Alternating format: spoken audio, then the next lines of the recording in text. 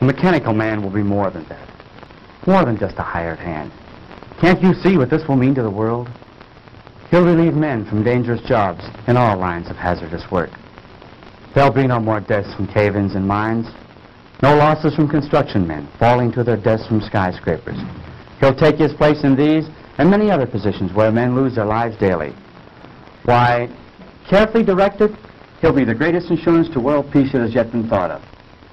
No. I haven't invented this man to be used as a handyman around the house.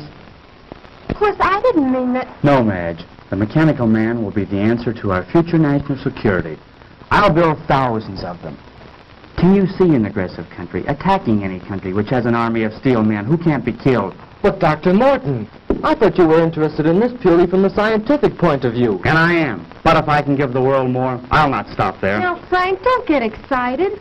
Believe me, my friends, I am not unduly excited. But the prospect of what we are about to create here is tremendous. I can't help being carried away. Why don't you try 'em out, Pop? You're right, Barry. I won't let myself get carried away until we see if we really do have a mechanical man who can do all these things. You mean you're going to do it now? Yes, now. Could I help you, Uncle Frank? What could you do?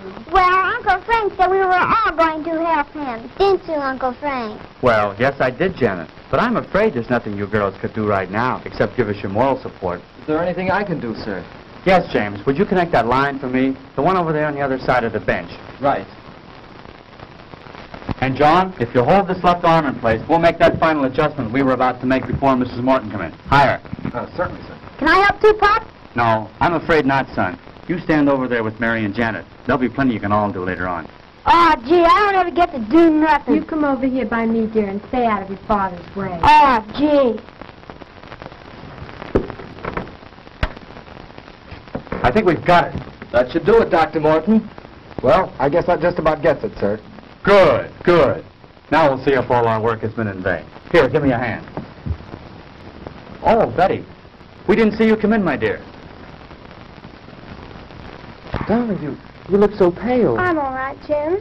I've been worried about you, but Mrs. Morton said to leave you alone for a few minutes. Yes, I'm afraid I've been behaving rather badly. Everything seems to be getting on my nerves now. Well, everything will be all right now, Betty. I'm glad you're here. We're just about to prove our experiment. Dad can make them walk, Betty. That's fine, Barry. I'll be with you in a moment, dear. Please go on. Don't let me interrupt your work. Come over here by me, dear. All right. Now, James, if you throw the switch up there. Right.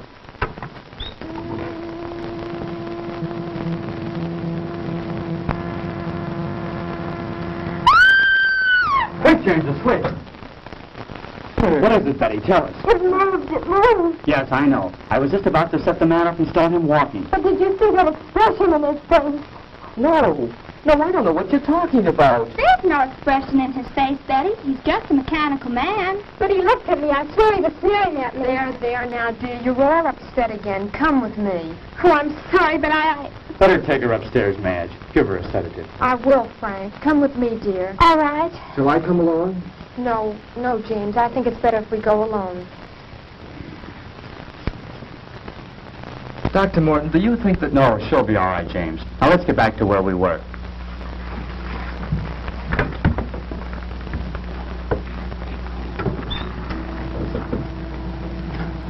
Hey, Pop, he moved. I believe it's working, Dr. Morton. Oh, Frank, he does move. He does. Mary, let go of my arm. You're pinching me. Isn't it wonderful? He moved. He really moved.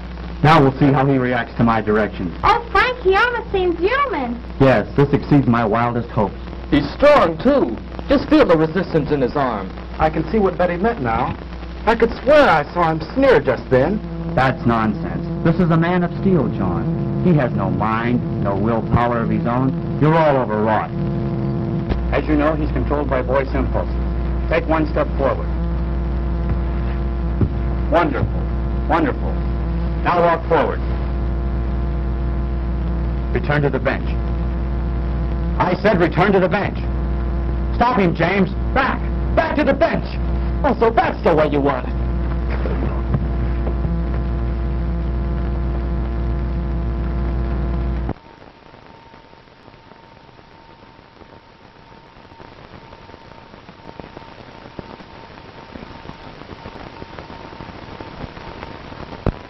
How is he? Just seems to have had the wind knocked out of him. What was that? It sounded like Betty. You take care of James. I'll go see.